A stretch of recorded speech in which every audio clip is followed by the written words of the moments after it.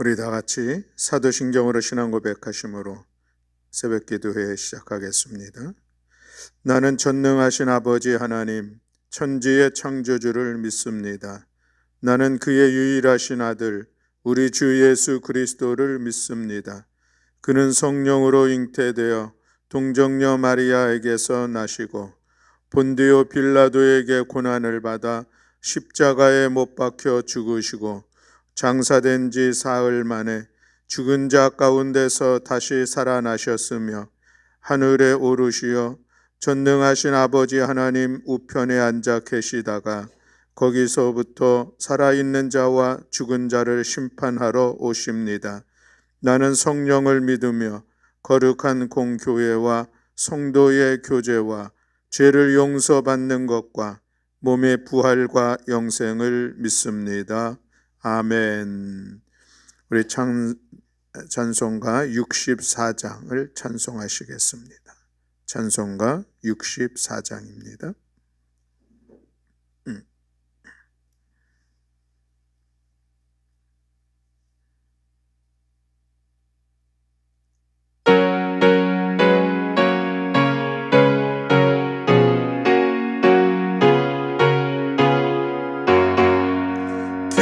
기뻐하며 경배하세 영광의 주 하나님, 주 앞에서 우리 마음 피어나는 꽃 같아. 죄와 슬픔 사라지고 의식 물음 거치니 변함없는 기쁨의 주 밝은 빛을 주시네. 땅과 하늘 만물들이 주의 솜씨 빛내고 별과 천사 노래소리 끊임없이 뒤높아. 물과 숲과 산과 골짜 들판이나 바다나 모든 만물 주의 사랑 기뻐 찬양하여라. 우리 주는 사랑이요 복의 근원이시니 삶이 기쁨 샘이 되어 바다처럼 넘치네. 아버지의 사랑 안에 우리 모두 형제니 서로 사랑하게 도와주시옵소서. 새벽별의 노래 따라 힘찬 찬송 부르니 주의 사랑 줄이 되어 한맘 되게 하시네. 노래하며 행진하여 싸움에서 이기고 승전가를 높이 불러 주께 영광 돌리세. 아멘. 아멘. 창세기 36장의 말씀입니다. 창세기 36장 1절부터 43절의 말씀입니다.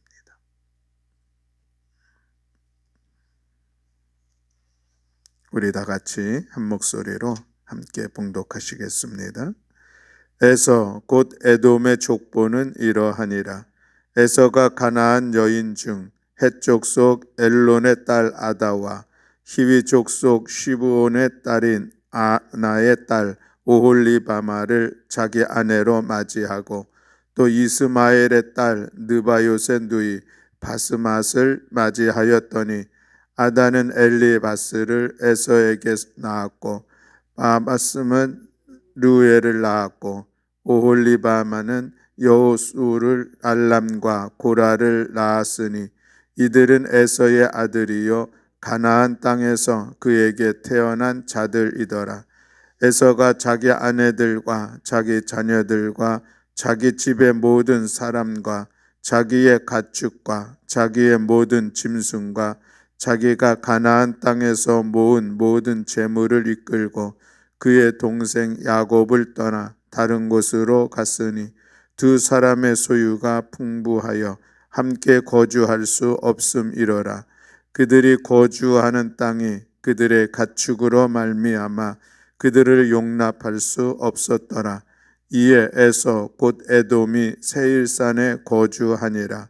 세일산에 있는 에돔 족속의 조상 에서의 족보는 이러하고 그 자손의 이름은 이러하니라.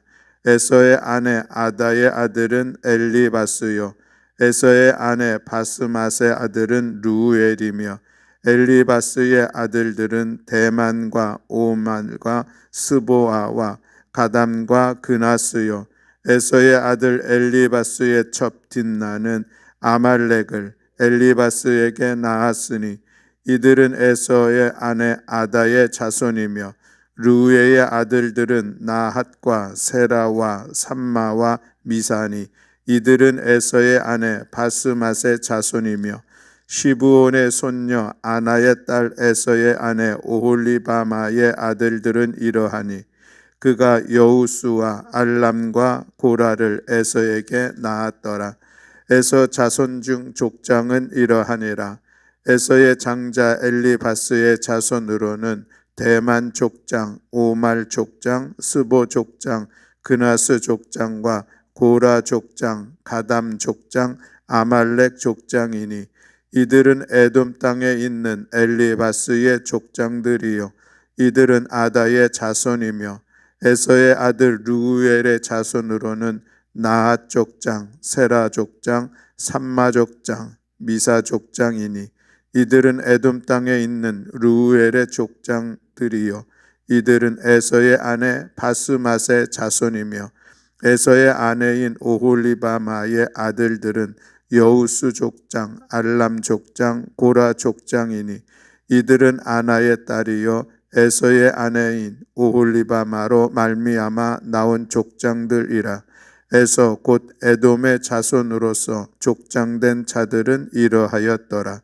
그 땅의 주민 호리 족속 세일의 자손은 로단과 소발과 시브온과 아나와 디손과 에셀과 다산이니 이들은 에돔 땅에 있는 세일의 자손 중 호리 족속의 족장들이요 로단의 자녀는 호리와 헤맘과 로단의 루이 딥나요 소발의 자녀는 암알론과 마나핫과 에발과 스보와 오남이요 시브온의 자녀는 아야와 아나며 이 아나는 그 아버지 시브온의 나귀를 칠 때에 광야에서 온천을 발견하였고 아나의 자녀는 다손과 오홀리바마니 오홀리바마는 아나의 딸이며 다손의 자녀는 햄단과 에스방과 이드란과 그란이요 에셀의 자녀는 빌한과 사이완과 아간이요 다산의 자녀는 우스와 아란이니 호리 족속의 족장들은 곧 로단 족장, 소발 족장, 시브온 족장, 아나 족장, 다손 족장, 에셀 족장, 다산 족장이라. 이들은 그들의 족속들에 따라 세일 땅에 있는 호리 족속의 족장들이었더라. 이스라엘 자손을 다스리는 왕이 있기 전에 에돔 땅을 다스리던 왕들은 이러하니라. 부올의 아들 벨라가 에돔의 왕이 되었으니 그 도성의 이름은 단하바며 벨라가 죽고 보스라 사람이 사라의 아들 요밥이 그를 대신하여 왕이 되었고 요밥이 죽고 대만 족속의 땅의 후심이 그를 대신하여 왕이 되었고 후삼이 죽고 부닷의 아들 곧 모압들에서 미디안 족속을 친 하닷이 그를 대신하여 왕이 되었으니 그 도성 이름은 아윗이며 하닷이 죽고 마스레가의 삼나가 그를 대신하여 왕이 되었고, 삼나가 죽고 유브라데 강변 르호봇의 사울이 그를 대신하여 왕이 되었고, 사울이 죽고 악볼의 아들 바알 하난이 그를 대신하여 왕이 되었고, 악볼의 아들 바알 하난이 죽고 하달이 그를 대신하여 왕이 되었으니 그 도성 이름은 바우며 그의 아내의 이름은 무헤다벨이니 마드렛의 딸이요 메사합의 손녀더라. 에사에게서 나온 족장들의 이름은 그 족장과 거처와 이름을 따라 나누면 이러하니 딥나 족장, 알와 족장, 에뎃 족장, 오홀리바마 족장, 엘라 족장, 비논 족장, 그나스 족장, 대만 족장, 밉살 족장, 막디엘 족장, 이람 족장이라. 이들은 그 구역과 거처를 따른 에돔 족장들이며 에돔 족속의 조상은 에서더라. 아멘. 할렐루야. 아멘. 오늘 본문은 에서의 족보인데 사람 이름이 많아서 봉독하기가 좀 어려웠었던 그런 모습이 있습니다. 35장의 말씀으로 이제 야곱의 중요한 생애에 대해서 기록이 마감이 되고, 그리고 37장은 요셉의 일대기가 시작되는 그런 말씀이 이어집니다. 그런데 이 문제는 36장이라고 하는 것이죠. 36장 전체는 우리가 지금 봉독한 것처럼 에서의 형, 야곱의 형 에서로부터 나온 에돔 족속들의 족보가 기록되고 있습니다.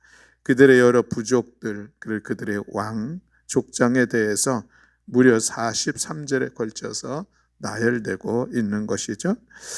성경 말씀에서 왜 이 에서의 후손들에 대해서 이렇게 많은 구절을 할애하고 있는가? 그 이유는 무엇일까 하는 그런 질문을 해봅니다. 에서는 약속에서 벗어난 아들이었습니다. 6절로 8절 말씀에 보면 이제 에서가 약속의 땅 가나안 땅을 떠나서 세일산으로 이주해 살아가는 그런 모습을 볼 수가 있습니다. 그리고 훗날 출애굽할 때에 이스라엘 백성들과 갈등 관계를 빚었던 그런 말씀이 기록되고 있습니다. 민수기 20장 14절로 21절에 있는 내용에 보면은 이제 출애굽하면서 이 에돔 땅을 아무런 해도 없이 그냥 조용히 지나가겠다고 이야기했지만 에돔이 거부를 하죠. 그래서 이스라엘이 멀리 돌아갈 수밖에 없는 그런 사건들도 있었습니다. 더군다나 이스라엘이 바벨론에 망할 때에는 이 에돔과 바벨론이 결탁을 하죠. 그래서 예루살렘을 멸망시키는 그런 역할도 했습니다.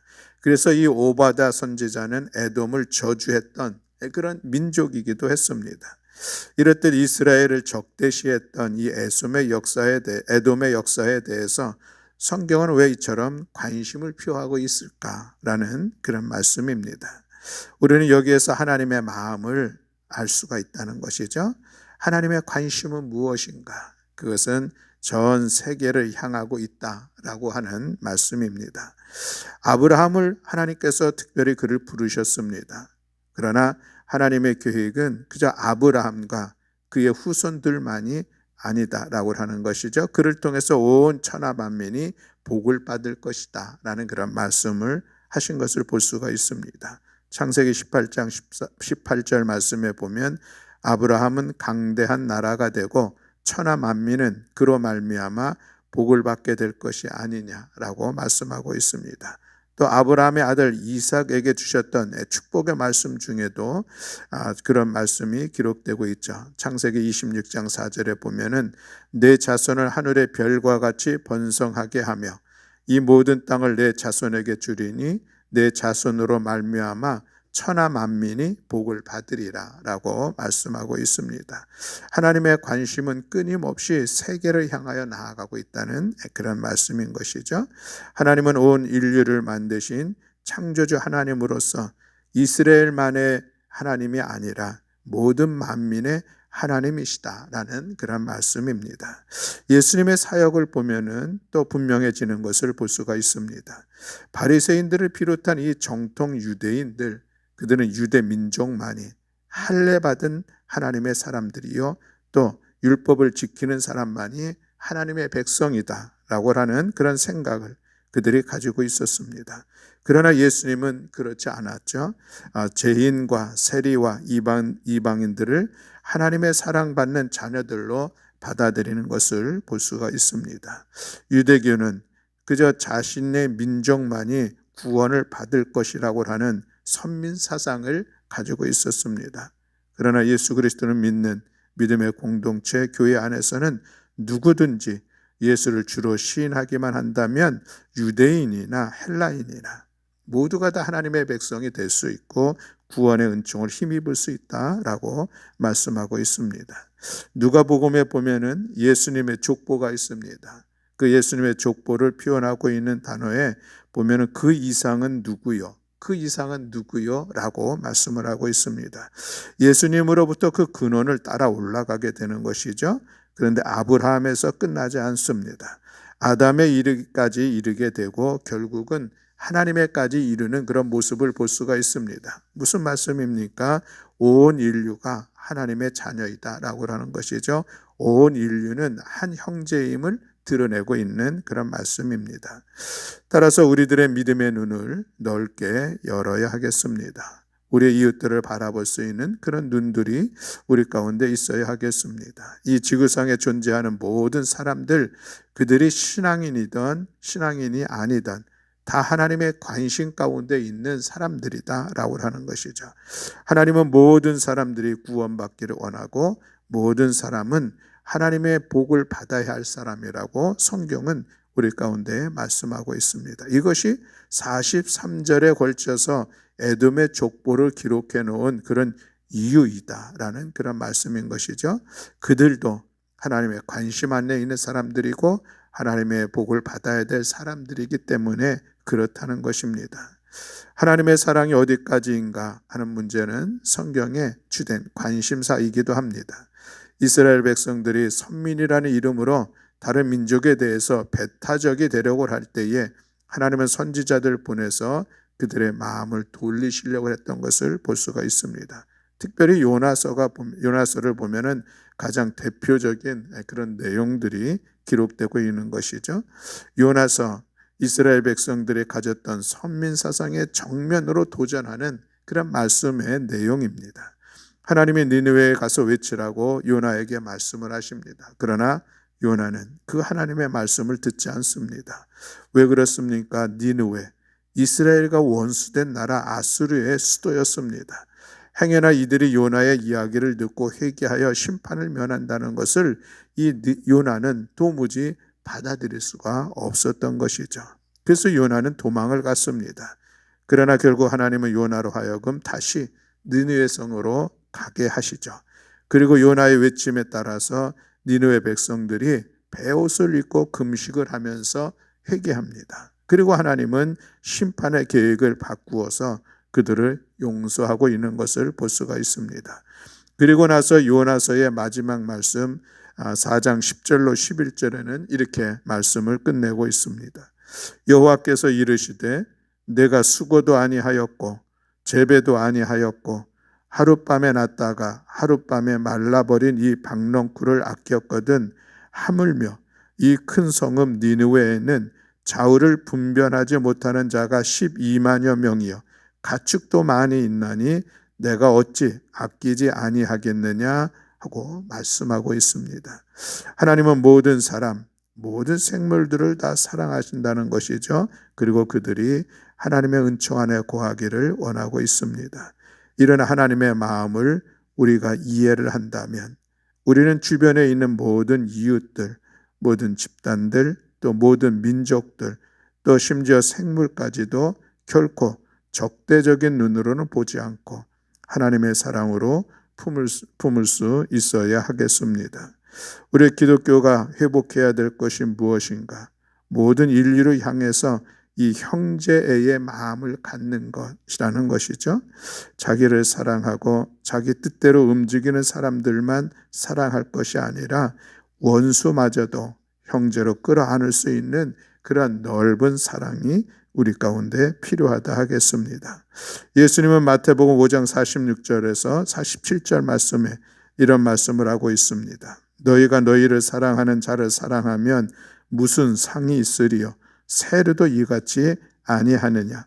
또 너희가 너희 형제에게만 무난하면 남보다 더하는 것이 무엇이냐? 이방인들도 이같이 하느니라 말씀하고 있습니다.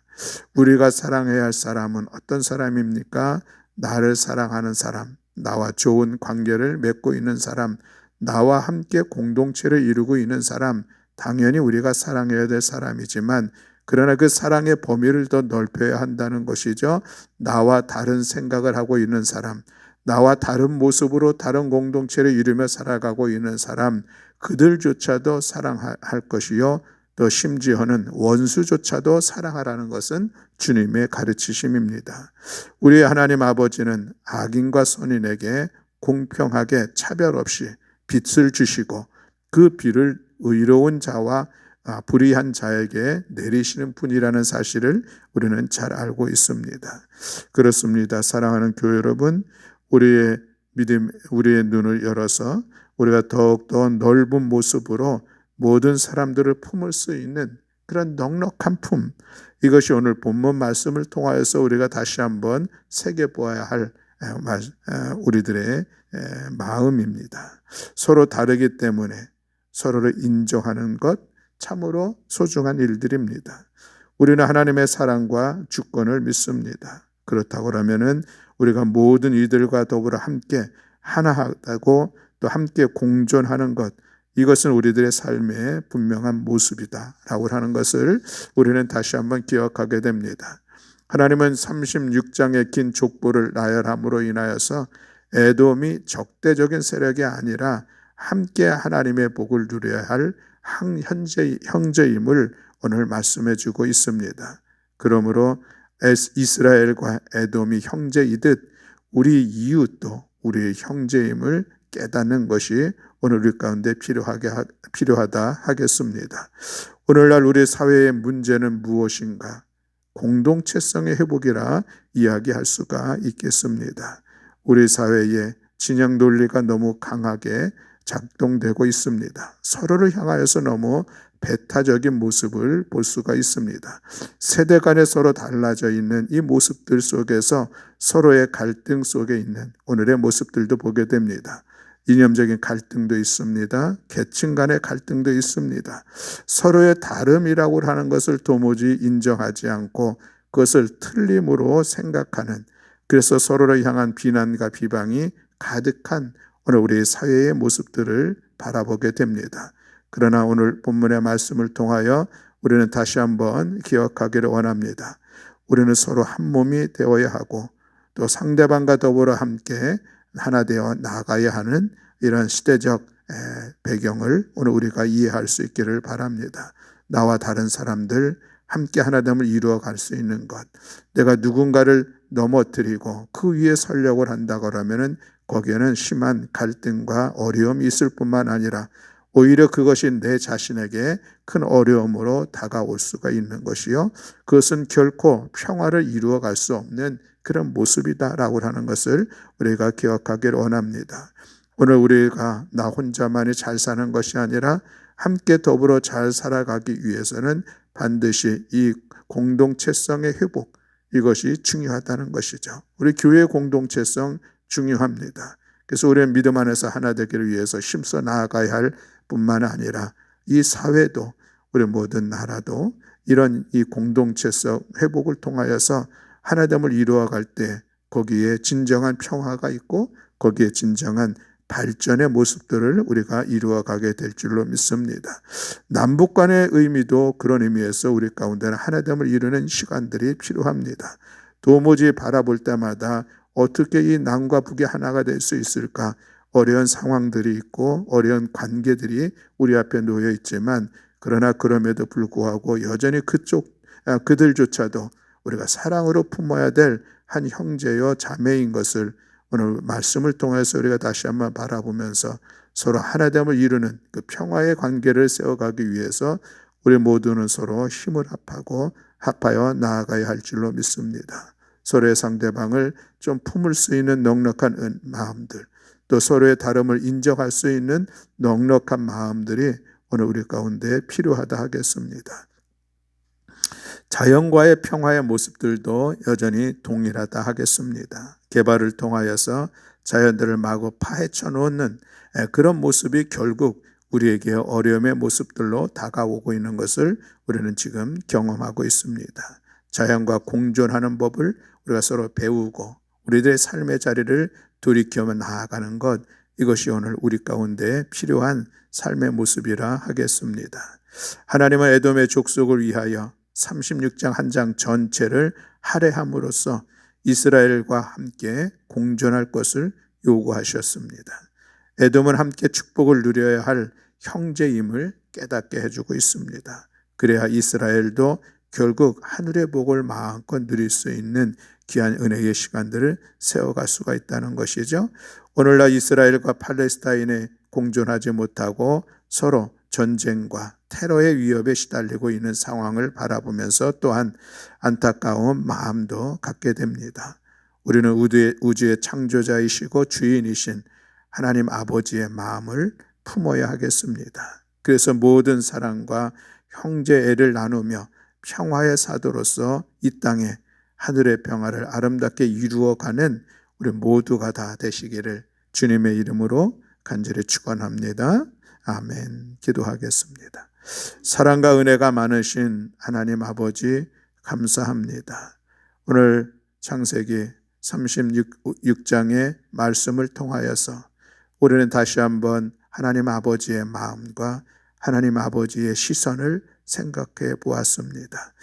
누구든지 구원받아 하나님의 자녀가 되길 원하시는 하나님 아버지의 그 마음들, 모든 이들을 하나님의 피조물로서 동일하게 사랑하시고 차별 없이 대하시는 하나님의 은혜를 우리가 기억하면서 오늘 우리들의 삶의 자리에서 우리의 이웃들을 바라보게 하시고 믿지 않는 자들을 바라보게 하시고 또 서로 다른 생각을 가지고 있는 이들을 바라보면서 함께 화평함을 이루어 하나됨을 세워가는 우리 모두가 될 수 있도록 주여 은총 허락하여 주시옵소서.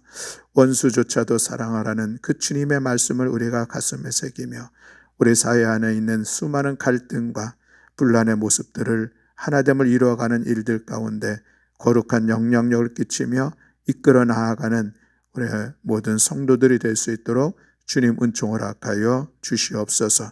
오늘도 주님 앞에 나와 사랑으로 기도하는 사랑하는 성도들을 주께서 축복하시고 주님 앞에 말씀을 붙잡고 기도하며 평화를 이루어가는 복된 삶이 되게 하시고 모든 어려움의 문제들을 주님 앞에 위탁하며 하나님의 은혜 안에서 그 문제들을 풀어가며 삶에 나아갈 길을 열어가는 복된 성도들 되게 하여 주시옵소서.